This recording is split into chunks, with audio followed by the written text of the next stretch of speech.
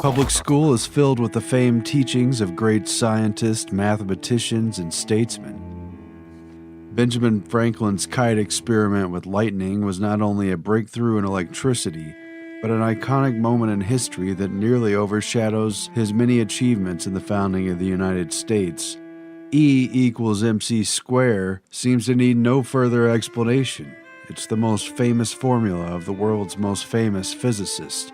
The apple falling onto Isaac Newton's head allegedly inspired his discoveries of gravity, while Newton's 3 laws of motion in turn opened the doors to an age of science.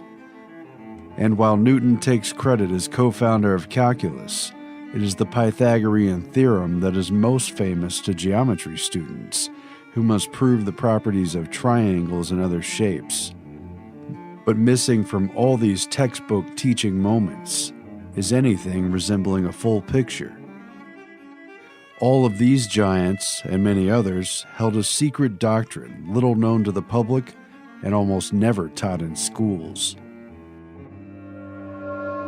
Number 1. Pythagoras. Of course, it is fitting for our first subject, Pythagoras, who believed that knowledge should be kept from the vulgar masses and restricted to a learned elite introduced into his secret society. Yes, Pythagoras, best known to the world for his formula a squared plus b squared equals c squared, which shows that the square of the length of the hypotenuse of a right triangle is always equal to the sum of the squares of the other 2 sides, was also the pseudo-messianic figure of ancient Greece, who developed a literal cult following under the secret society he established, which combined mathematics and philosophy. He led this Order of the Pythagoreans despite the fact that it became a capital offense to follow his teachings, until the school building itself was burned and he was either exiled or assassinated by rivals who were suspicious of his teachings, jealous of being kept in the dark, and who supported a more democratic form of rule. Alive from approximately 570 BC to 495 BC, though some say he lived to age 100, he was well educated and born to a wealthy family from the wealthiest of Greek islands, Samos, the one nearest to Turkey's shore. According to the account, while his mother was pregnant, an oracle predicted that her unborn son would surpass in beauty and wisdom all who ever lived and would be of the greatest advantage to the human race in everything pertaining to the life of man. Hence, Pythagoras was believed to be a divine descendant of the god Apollo, sent to redeem the human race, something of a near Christ-like figure born 500 years before Jesus. After coming of age, Pythagoras traveled the world and was initiated into secret orders throughout, gathering wisdom from the Brahmins in India, the Hierophants in Egypt, the Persians, the Oracle of Delphi, the Kabbalist and Chaldean Magi, among other initiated priesthoods who harbored ciphers and other, quote, secret symbolic writings.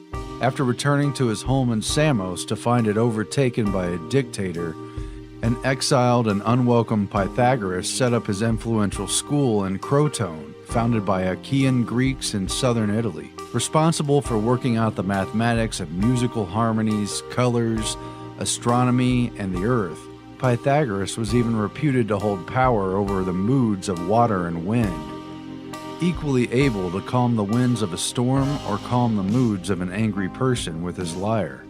His teachings were patently secret and never allowed to be written down. Furthermore, Pythagoras addressed neophyte initiates of his secret order only from behind the curtain, very Wizard of Oz, and even the true meaning of Pythagoras' geometrical formulas remained a well-kept secret, which his students could learn only after taking a 5-year vow of silence. So chances are there's a deeper and more important meaning behind even the universally taught a squared plus b squared equals c squared formula.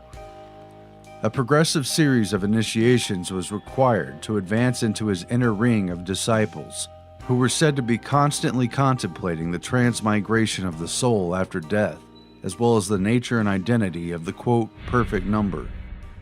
The Pythagorean scholars also happen to be among the most important members of society, both in ancient Greece and abroad, and were taught certain signs and words by which they might know each other. Within a few years, some 300 initiates, all Pythagoreans, held the sovereignty of Croton, and soon dozens of other city-states diffused across ancient Greece.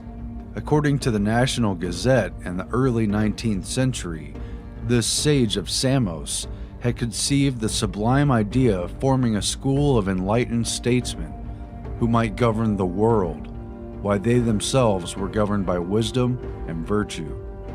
It appears that Pythagoras had crafted the first workable conspiracy for global domination, one which pursued governance by an aristocracy which could avoid the, quote, dangerous tendency of democratic turbulence, as well as the dangers of a jealous tyrant. But shh, don't tell the kids in school about that one. Many of his secrets have remained untold to history, while others have been passed down through the ages via secret orders, including the Masons and Rosicrucians. Much of what is known about Pythagoras was passed down by Plato, his most famous student, who lived after Pythagoras had already died. And yet, nothing more is said about the man in any kind of textbook, mathematical or otherwise, than his contribution to a simple but sound mathematical formula. But then again, the same trend continues in more recent and better documented times. Number 2, Sir Isaac Newton. The entire era of modern science emerged out of his work.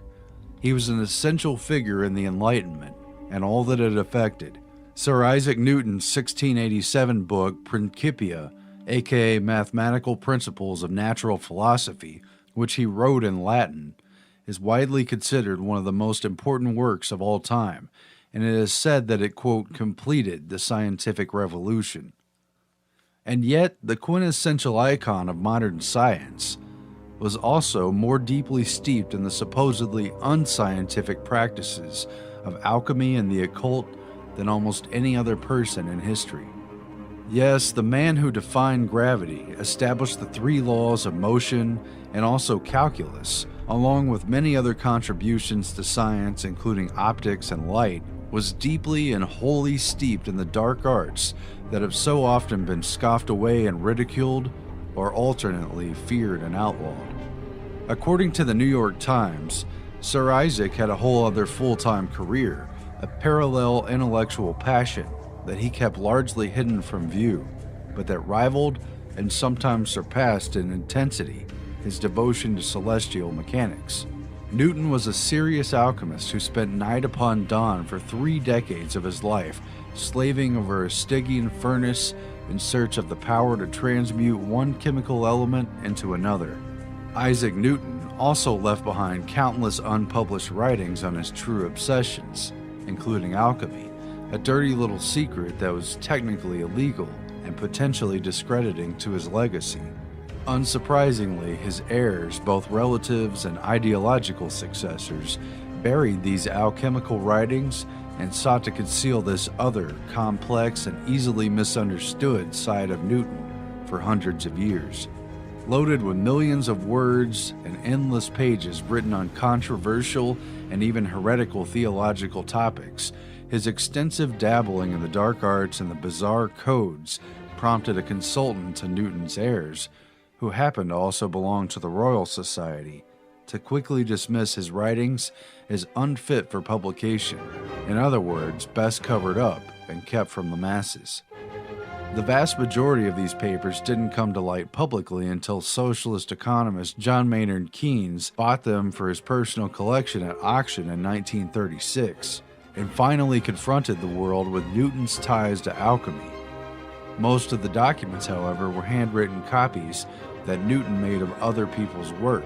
Whether or not he cracked the code in alchemy and transformed man's understanding, as he had in physics and mathematics, remains a mystery. However, certain papers that he left behind shed a curious light on his quest for the Philosopher's Stone. The Chemical Heritage Foundation recently purchased a manuscript written in Newton's hand that it published in full online. As Phys.org reports, quote, "What is intriguing about the manuscript is that the main page is a recipe, hand-copied by Newton, that describes a method of creating sulfic mercury, a supposedly necessary ingredient for making the Philosopher's Stone. Newton then added notes to the text and later apparently turned the document over and used the blank side to write a procedure for subliming lead ore, an endeavor that he apparently worked on for many years, once again as part of his desire to make the Philosopher's Stone. This Philosopher's Stone, the one sought after by mystics and supposedly obtained by the Rosicrucians, could turn base metals into gold and even unlock the secrets of time and immortality. Newton was often publicly accused of belonging to the Rosicrucian order as well as to the Freemasons, as were many others of the elite Royal Society, while Newton was arguably, but unprovably, one such learned initiate.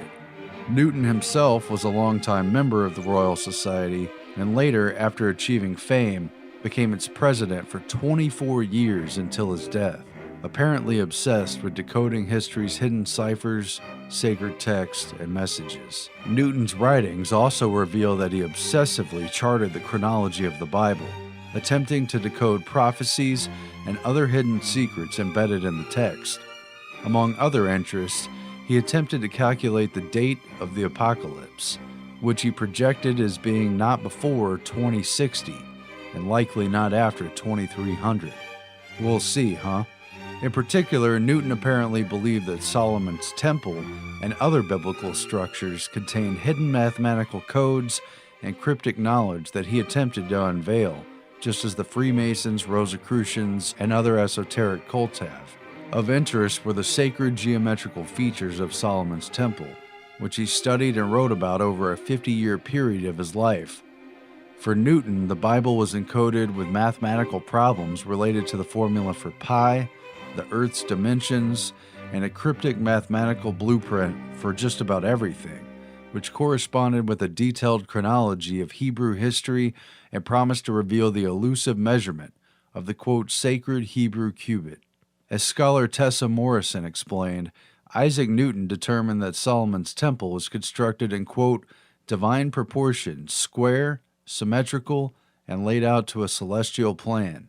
Newton felt that just as the writings of ancient philosophers, scholars, and biblical figures held unknown sacred wisdom, the same was true of their architecture, which he believed these men used to hide their knowledge, in a complex code of symbolic and mathematical language.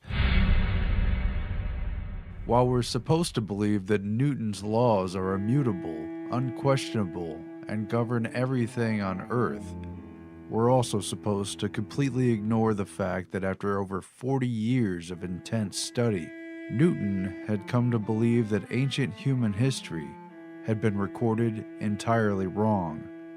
For at least 4 decades of his life, Newton meticulously read and studied ancient historical texts, including all primary and major literary works, beginning with ancient and Oriental mythology, after which he came to the conclusion that many events recorded as ancient history actually happened much more recently, sometimes hundreds and even thousands of years closer to present day than what has been generally accepted as the timeline of human history. This includes everything from the Trojan War occurring at least 300 years more recently to key ancient Egyptian dates happening some 1800 years after the dates that have been traditionally taught in schools. Newton's written works on this include The Chronology of Ancient Kingdoms, Amended, which was first published in French a few years before his death and was, to his annoyance, published against his wishes.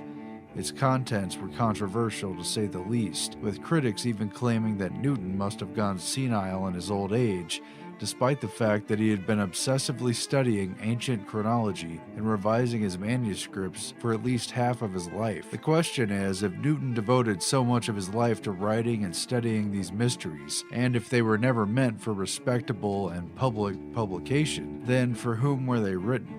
Because it is clear that this was no mere dabbling to pass the time. Newton's Bible code search was part of a life that afforded no time to trivial pursuits such as leisure, romance, or sports. Who indeed was Newton's intended audience? Was there a secret patron for this darker side of his scientific and mathematic arts? Meanwhile, Newton's long presidency of the Royal Society also overlapped his 3 decades at the helm of the Royal Mint, which was more interesting than it sounds, especially since his appointment to the position was intended to be largely a cushy job in name only, but was instead taken deadly serious by Newton. In many ways an extension of alchemy, Newton oversaw England's Great Recoinage of 1696, a comprehensive move to turn in and replace the worn-down silver and gold coins that were in circulation, many of which were commonly clipped around the edges, an illegal practice that reduced the weight and therefore the value, which was of particular importance since the bullion weight of the coins was already worth more in foreign markets than the face value of the coin anyway. The recoinage was a priority as the Bank of England, privately owned like the Federal Reserve, had been established just 2 years prior in response to the debts accumulated after England's failed war with France.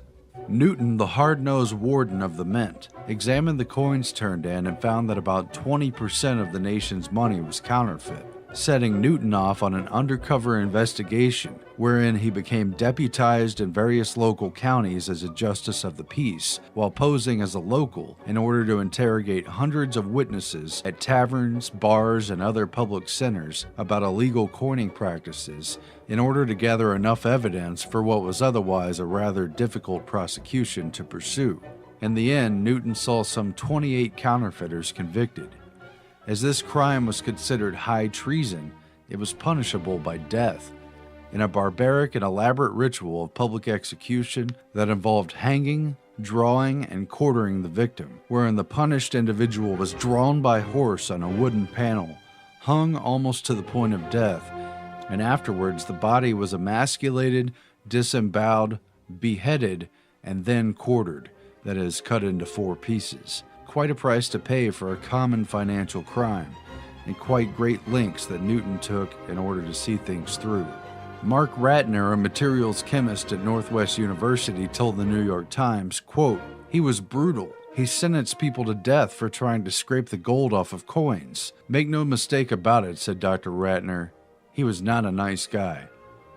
What his papers also reveal is the formal scientific knowledge he presented to the public in his books did not include discussion of the process by which Newton derived his knowledge. Apparently, he just didn't want people to know anything about the math work or the philosophy behind it, other than the conclusions, in many cases taken literally as scientific law. As Wired magazine reported, quote, "He didn't leave any working pages of the first edition of the Principia, just a clean copy that he sent to the printer when he was finished." The Principia went through 3 editions, and there were many drafts between 1 and 2 and 2 and 3. They showed a lot, but he actually covered up his methods in the published works. He presented the discoveries of optics in a formal language that covered up the traces of the hard work that one assumes went into it. And it's because Newton didn't want people to know how he had come to his knowledge. I think that might relate to his religious beliefs regarding anti-Trinitarianism. He believed that there was an elite cadre of people that were given the truth of religion, and the vulgar masses weren't strong enough. End quote. So ultimately, Newton, a trusted knight of the crown and a scion of establishment science, held the same view as Pythagoras, that the truth should be confined to a chosen few who've proven themselves worthy, and everyone else be damned.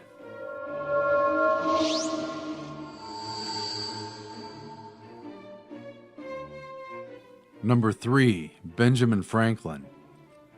Benjamin Franklin, the guy with the kite, but also the inventor of bifocals, the lightning rod, and some weird glass harmonica that nobody uses anymore because it reportedly drove people crazy.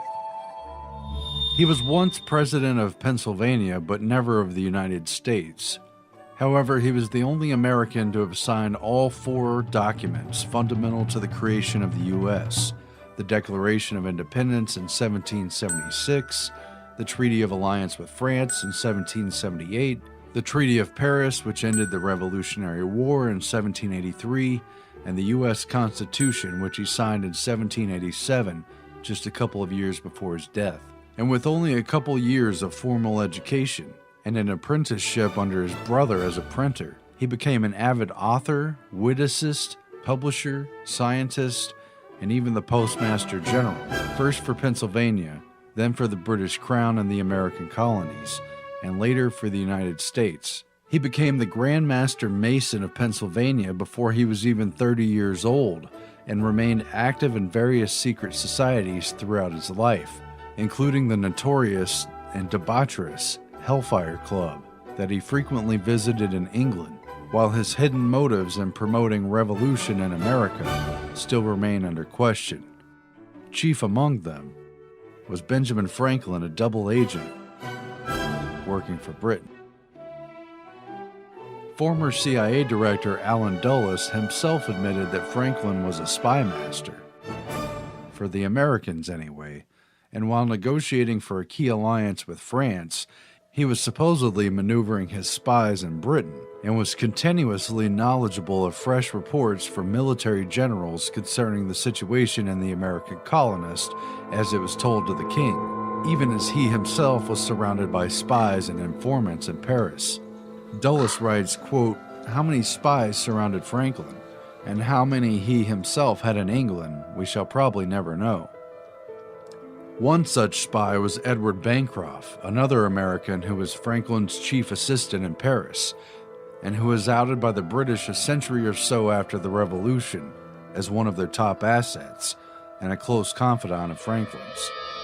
Historian Cecil B. Curry and author Richard Deacon uncovered a different story after examining 18th century papers from the British Secret Service and finding evidence that the beloved, quote, "first American" was in actuality a British agent referred to in dispatches as number 72. Cue the James Bond music. Doo-doo, doo-doo.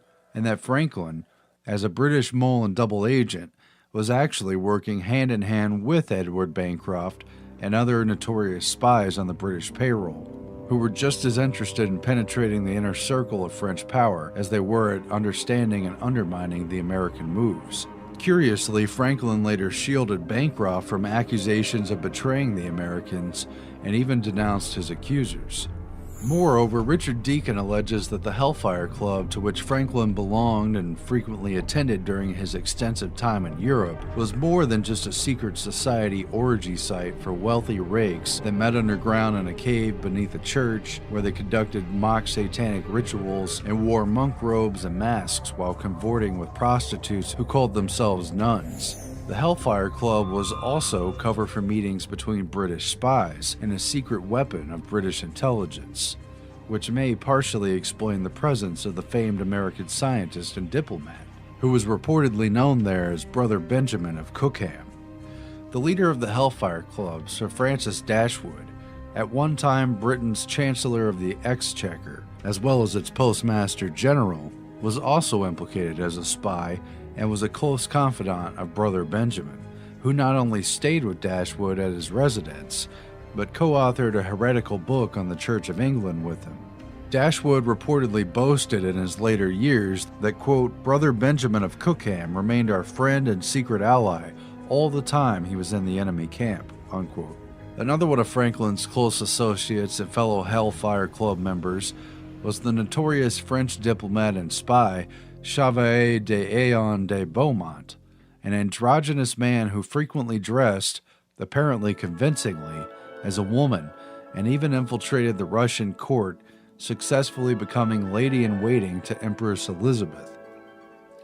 During this life of fame, achievement, and duplicity, Benjamin Franklin apparently passed along detailed information about American shipping activities and kept the British in the loop on palace intrigues in Paris, as well as nearly every move of the American diplomats in France. If the theory holds true, and Franklin was number 72, he appears to have served two masters and reportedly held the idea that a free America was ultimately somehow compatible with an all-powerful British Empire, while he meanwhile apparently also hedged his bets on a land speculation claim under the British Grand Ohio Company for territory in Virginia that he would gain if and only if Britain, rather than America, had won the war. And as if that weren't enough skeletons in the closet, there's also the matter of the 10 bodies found buried beneath Benjamin Franklin's number 36 Craven Street residence in London, which included the bodies of 6 children who were apparently buried there during the American Patriots' time of residence while representing Philadelphia before the court of King George III. Modern history, however, has vouched for the Founding Father by attributing the macabre scene to his roommate, Dr. William Hewson, an anatomy student and, like Franklin, a member of the Royal Society, who apparently set up a lab in the basement while examining cadavers surreptitiously obtained from local cemeteries, which were already dead when they arrived at his former residence. But there are many reasons to question whether these corpses were part of something more sinister, including why so many of them were of children, for indeed Franklin and his dubious cohorts have kept many secrets from us all, and were known to engage in, some rather questionable rituals. After all, who would bury nearly a dozen bodies, the majority of whom were children, in the basement, all while the rest of the tenants in the house, including Hewson's own wife, children, and mother-in-law, not to mention Franklin, had to smell them? Whatever the case, it was enough for the modern-day relevant authorities to open an inquiry, dig up the remains, and raise eerie alarm bells in the media. In total, what is it that's behind the mysteries, intrigue, and contradictions of one of America's most famous and well-respected patriots? How did he rise to such prominence, and to whom did his true allegiance lie? It's worth noting that Franklin's own illegitimate son, William, publicly at odds with his father, remained a British loyalist throughout the American Revolution, even after he was arrested as a British spy. On Franklin the father, Richard Deacon and Tom McMorrow write, quote, "Let it be considered that he was a poor tradesman's son, attending school only 2 years, and was working in a shop at 12. But later in life, when in the company of such men as George Washington, Thomas Jefferson, and John Adams, all cultured aristocrats and future presidents, he was the most accomplished among them. With virtually no schooling, he had taught himself several foreign languages, science and mathematics, and was publishing Poor Richard's Almanac by the time he was 26. He authored the definitive work of the time on electricity, swayed the British Parliament to repeal the Stamp Act, and was honored by the universities of Yale, Harvard, Oxford, and Edinburgh, the Royal Society of Britain, and the Royal Academy of Science in France." End quote. The fact is little known, but appears in distant newsprint accounts that the underwriting force of the earliest phase of Mr. Franklin's career in publishing was none other than the elusive Hellfire Club. Benjamin Franklin's older brother, James Franklin, was founder of the New England Courant, established in 1721, and the printing press publisher of the country's second oldest newspaper, the Boston Gazette, dating back to 1720, which put him in a significant position to influence the affairs in colonial Boston and to stir the pot of controversy, which he and his brother Benjamin were certainly lightning rods for. The latter would often masquerade under pen names such as Silas Do-Gooder. When James Franklin landed in jail and was threatened with suppression of his paper for insulting Harvard College and the clergy officials, he avoided being shut down by handing off the publishing duties to Benjamin Franklin, thus making him a successful businessman before the age of 18, but not without some backing.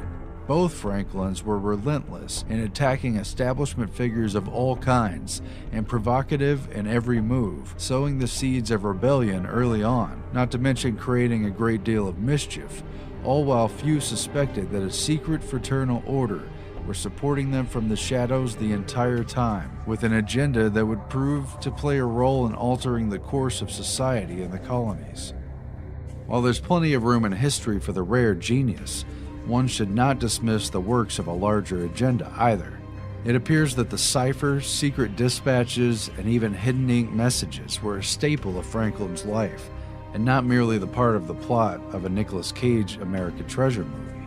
How does that account resonate with the patriotic fervor of the 4th of July or the quaint accounts of Franklin as a lovable, witty, and jolly elder statesman that all Americans feel in the course of their bloodstream? Of course, such a man as this is too much a giant of history to question. and too nuanced to pick apart. Number 4. Albert Einstein. Even Albert Einstein, the 20th century's most famous and celebrated scientist, had his ties to the occult. In particular, it is clear that Einstein was intimately familiar with one of the best-known esoteric personalities, a self-professed spirit medium and the co-founder of the Theosophical Society, Madame Helena Blavatsky. In fact, according to multiple sources, including his own niece, Einstein always kept a heavily annotated copy of Blavatsky's The Secret Doctrine, published in 1888, on the desk in his study and promoted it to his colleagues. Journalist Jack Brown paid Einstein a visit at his home and saw the book on his desk and asked Einstein about it, prompting Einstein to read a few passages aloud, after referring to it as the Bible of the Theosophist. Some believe that Einstein's intense study of Blavatsky's work is the true source of his inspiration for E=mc². Whatever it was, it certainly wasn't decades of experience or an encyclopedic understanding of scientific literature. Einstein was only 26 years old in 1905 when he wrote his Annus Mirabilis papers, a miracle year during which he not only derived the infamous E=mc² theorem, but during which he also published 5 key articles that would contribute substantially to what is today modern physics and completely change scientific history. During what was considered his most productive year ever, he came up with the theory of special relativity, mass energy equivalence, from which E=mc² is derived. He analyzed Brownian motion of microscopic particles in liquid and figured out the photoelectric effect, which was the paper that eventually won him the Nobel Prize in 1921. By all appearances, 1905 was a miracle year indeed, as Einstein apparently lacked access to sufficient scientific reference materials and had only his training at the Zurich Polytechnic School to draw from, as well as his own books and an informal study group to fall back on.